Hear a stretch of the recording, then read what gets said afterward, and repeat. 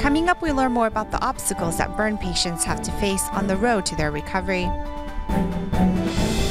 In Taiwan, an off-duty nurse answers the call to help an airplane passenger while on board a flight. Welcome to DaAi Headlines. I'm Mary Lee. Thank you for joining us. Following the body water park explosion in Taiwan, Tzu Chi volunteers have been accompanying the burn victims' family members at different hospitals in Taipei and Keelung. Volunteers also delivered aid to ease their worried minds and hungry stomachs.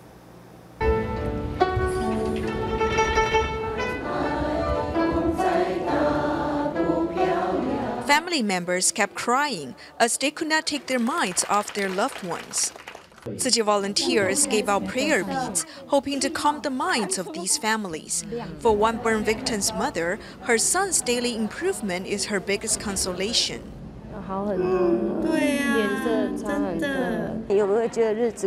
I asked him if he thinks time passes by very fast. He shook his head. I understand his feelings. Changing dressings twice a day is a torment. For this burn victim's mother, being alone is tough because negative thoughts arise when she's by herself. The Tzu Chi volunteers have done much to lift her spirits. 笑容很灿烂，笑得很灿烂。照一张相嘛，就是给关心你的朋友你的现况，然后他就硬挤出笑容。我说我好久没看到你的笑容。我们就跟妈妈讲说，其实。 We told the burn victim's mother, "You are very important. Stay strong and find a way to relieve your stress. When you go near him, your child can feel your emotions." After listening to the volunteers' comforting words, the families all felt better. Mrs. Liu hopes her son can also hear the volunteers' words of encouragement.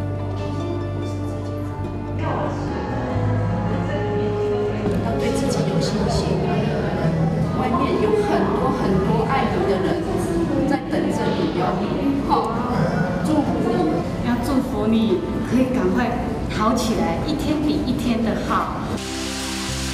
Turning to Neihu, these volunteers are preparing hot meals and fruit to be sent to families waiting at the Tri-Service General Hospital.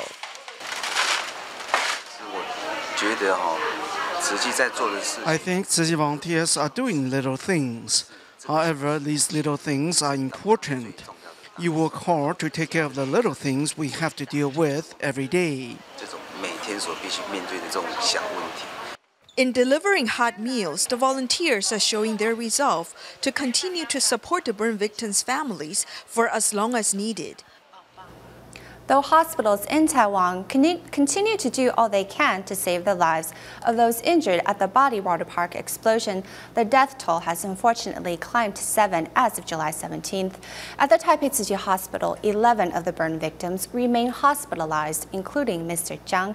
After learning that his buddy did not make it, Mr. Jiang would very much like to attend his friend's memorial service. With the help of his doctors and nurses, Mr. Jiang should be able to realize his wish. Strapping on a pair of rehabilitation boots, Mr. Jiang, who was a victim of the Bali water park explosion, is practicing walking. Due to the extensive burns to his lower limbs, his tissues have contracted as they have healed. With a rehabilitation specialist at his side, Mr. Jiang is undergoing rehab now to prevent further contraction. Having him stand on his own 2 feet can strengthen the muscle of his legs, while walking can strengthen his cardiovascular function. This will make his rehabilitation easier in the future.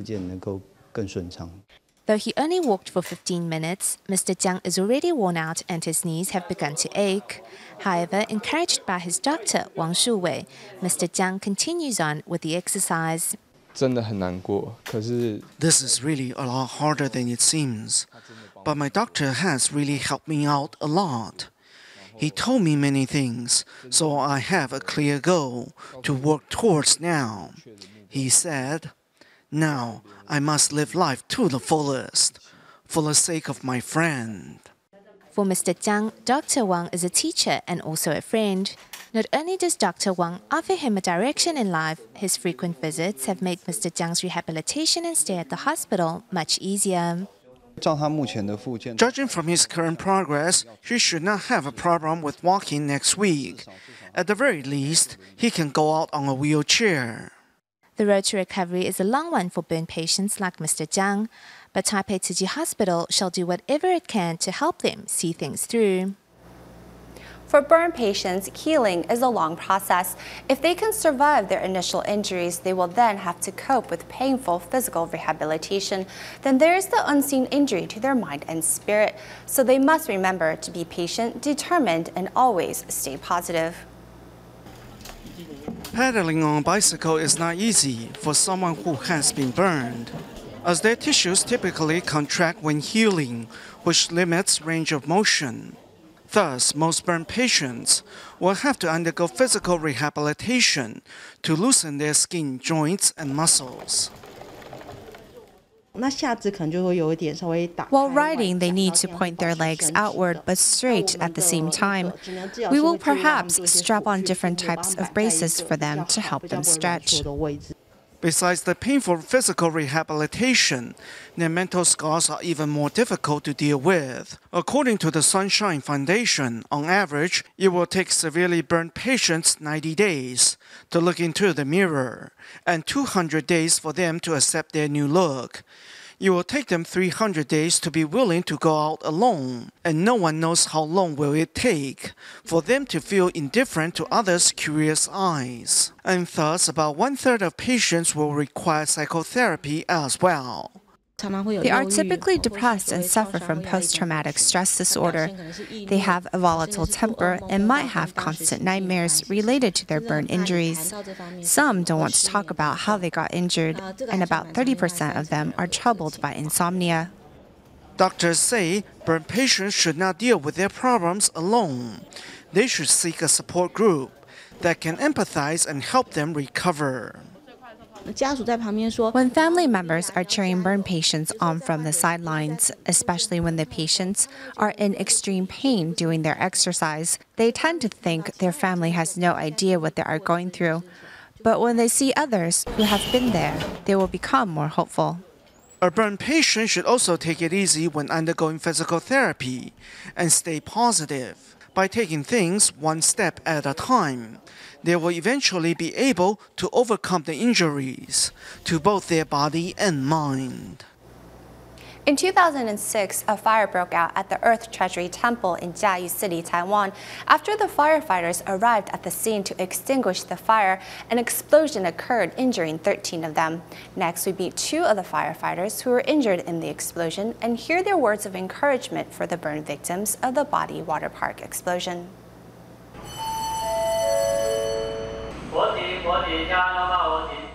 We originally thought it was just a small fire. After we laid down the water lines, right as we were going to head deeper into the building to check, the explosion occurred. It knocked me out completely. I was dragged out by my sergeant. Both my palms suffered second-degree burns. My cheeks, ears, and neck were also injured. In total, about 18% of my body was burned. Debridement surgery feels like someone taking a knife and slicing your muscles, not the skin, because your skin is gone. I know my wife was in pain too. She would often cry at night when she thought I wasn't looking. Actually, no matter if I was going through debridement or rehabilitation exercises, she would just be there supporting me and saying encouraging things to me. When those closest to us are there for us, the pain seems to hurt less. I was still wearing pressure gloves, and if I had to head out on a mission, the team would give me the job of driving the truck, and they would fight the fire. I was really touched that they were looking out for me.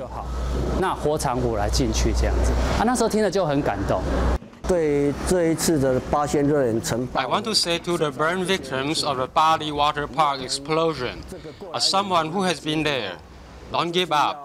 Keep fighting. I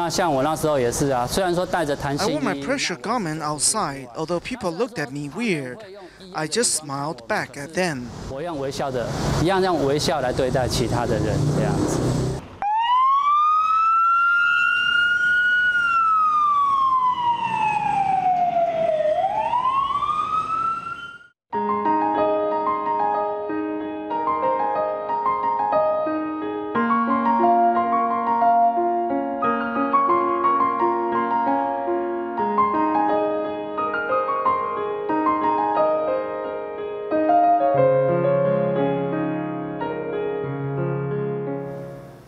Weiling, a nurse at the Taichung Veterans General Hospital in Taiwan, assisted a woman who suffered from nausea on board a flight from Japan to Taiwan earlier this May.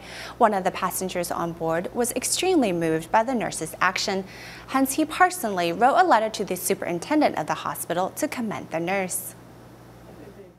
A nurse for 21 years, Liao Weiling is always on the front lines serving patients. This attentiveness and care also extends to those she meets. On May 24th, while on board a flight from Japan to Taiwan, Liao Weiling came across an 80-year-old Japanese woman who experienced dizziness and nausea during the flight. Liao immediately rushed to help. Since they have limited supplies on board, I asked the flight attendant for a warm towel so that I could wipe her down. After cleaning the senior up, Liao took her blood pressure measurement to make sure she was okay. Not only did the woman's friend thank her for her quick thinking, passengers on board also praised the nurse for her actions. Not wanting to take any credit for her actions, it wasn't until the cabin chief said that the incident needed to be documented that Liao was willing to provide her name and place of work. One of the passengers who witnessed the entire ordeal was extremely moved and wrote to the Taichung Veterans General Hospital to commend the nurse for her act of compassion. Although the lady eventually woke up, Ms. Liao Weiling remained by her side through the entire journey. She is in her 80s already, so I wanted to make sure she was okay. And besides, it is in our nature to take care of others. Although Liao Weiling felt that she was doing only what was right, she in fact acted as an ambassador for her country. Mr. Liao also mentioned in his letter, "I witnessed how medical staff throughout Taiwan dedicated themselves tirelessly in the aftermath of the Bali water park incident, and it has made me want to share this story even more." Mr. Liao even attached the boarding pass from his flight as proof.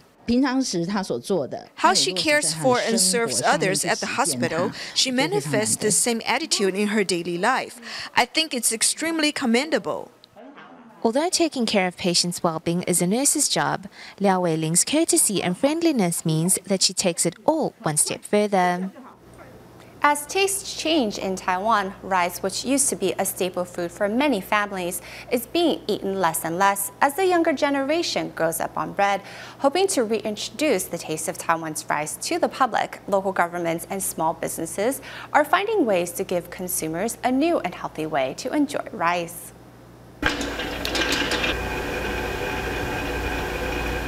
This flour is made from a combination of 3 strains of japonica rice. Later, the dough will be turned into either tasty cakes or wholesome and nutritious noodles. Rice leaves you feeling fuller. Also, many people get gas or have trouble digesting wheat, but find that when eating rice, they can avoid such problems.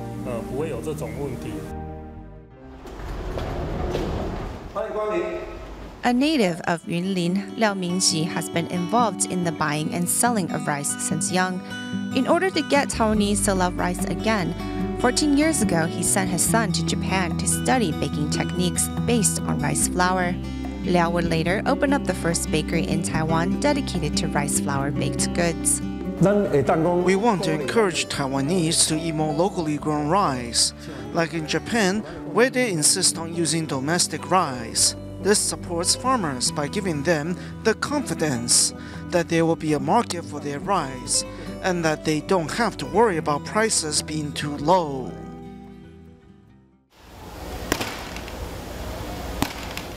Liao's biggest problem was how to deal with the lack of gluten in rice flour, gluten being responsible for giving bread its chewiness. After years of research, starting from next year, he will introduce a brand of rice flour that is chewy enough to be a perfect replacement for wheat flour. Taiwan's rice is one of the best in the world. However, our government is constantly trying to get farmers to plant something else by paying them to do so. But the problem is, if we hit a worldwide food crisis, what will Taiwan eat? According to the Taiwan Agriculture and Food Agency in 1970, every person consumed 134 grams of rice a year. Forward to 2011, and that number has fallen to below 45 kilograms. In other words, that means now the average Taiwanese does not even eat 2 bowls of rice a day. In 2014, the local government of DaAi became one of the first to try to reintroduce the taste of rice to students through baked goods made with rice flour. In addition to buying rice from farmers, our government should also be thinking of how to use this wonderful agriculture bounty. So teaching our children to love rice again is a very important topic.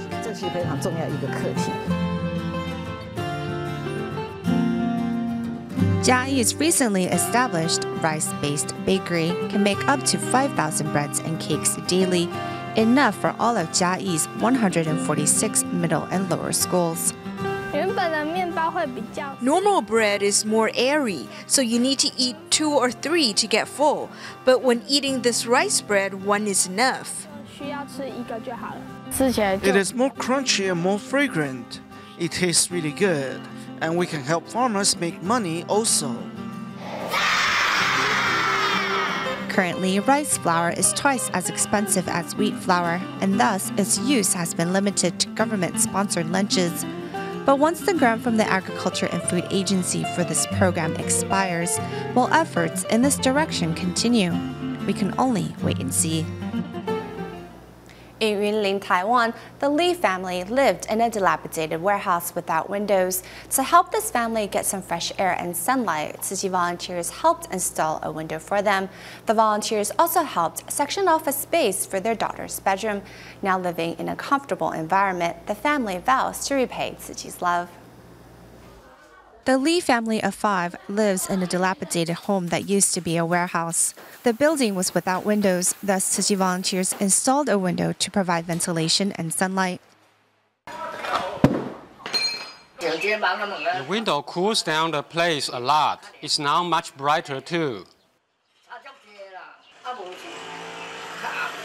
The volunteers also divided off a section so the teenage daughter of the home can have her own bedroom and some privacy. The 11th grader really shouldn't be sharing a room with her brother and father. Volunteers thoughtfully designed her a special closet. The drawers are stackable, so you can put a lot of things in here. Volunteers also gave the girl a new mattress and bed sheets to go with the room. Her grandfather is very grateful to Tzu Chi for the improved living environment. Thank you for your love and care. I'm very grateful. Lastly, the volunteers had the children serve a cup of tea to their father and grandfather. Receiving the cup of tea, the father doesn't forget to remind his children to study hard so that in the future they can pay the love forward. 91-year-old Chen Gang from Taichung, Taiwan, has taken it upon himself to keep his community clean and tidy by sweeping the road and removing litter on a daily basis. His efforts over the past 20 years have turned his community into a warm and inviting place to live in. Every day at sunrise and again at sunset, Grandfather Chen Gang can be seen with a broomstick in hand, sweeping the streets around his community in Taiping, Taichung, and has been doing so for the last 25 years without falter. It used to be so dirty here, so I came here every morning to clean up the surroundings. Eventually, it became a habit. I come out every day now, except when it rains or if there's a typhoon. Although I work up a sweat out here, I feel more energized afterwards. Besides being hard of hearing, the 91-year-old senior is otherwise as fit as a fiddle. Treating this task as his daily exercise, the senior says it is his secret to staying healthy. Not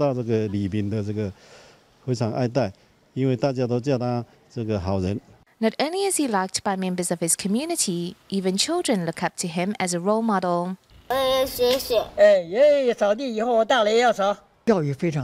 Education is very important, especially for children.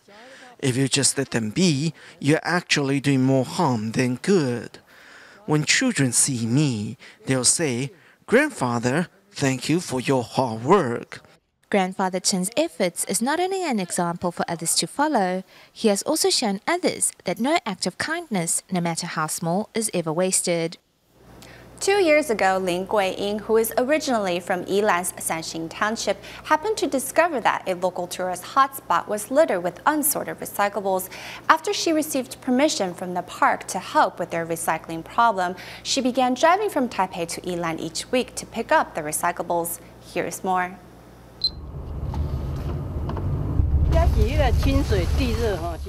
This is Qingshui Geothermal Pools. It's a local scenic site. Many tourists come here to boil eggs. In the past, no one came to collect the recyclables, so they just burned them. Not wanting to see further damage to the planet, Tzu Chi volunteer Lin Guiying drives from Taipei to Yilan each week to sort the recyclables at Qingshui Geothermal Pools. She has done so since May of last year.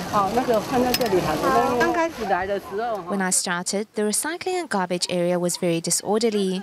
Though it said recycling only, people would not place items in the right spot. Afterwards, the park gave me permission to make this sign. From that point forward, about 70% of people would put their recyclables in the right place. This helps us tremendously when we come to collect them. In the past year or so of coming here to collect the recyclables, what's changed isn't only in how the garbage is handled at the park, but also the park staff.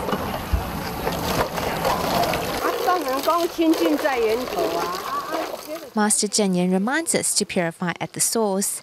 This is why I'm washing these bottles, so when they are sorted later, they are not dirty. I've also inspired the workers here, and they help me to sort the recyclables. Now it's so much easier for me to collect the recyclables.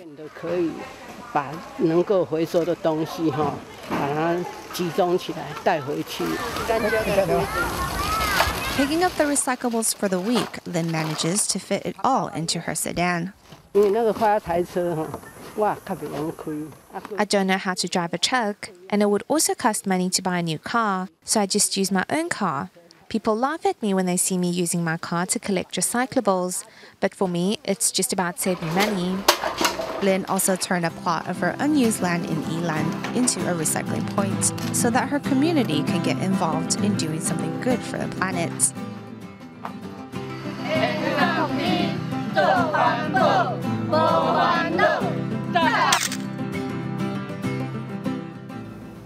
As part of the biggest school renovation project in Hualien County by Tzu Chi and the county government, both Fuxing Elementary and Kanglo Elementary schools took the opportunity to host a memorial service to thank the buildings being torn down this summer for its services and security throughout the years.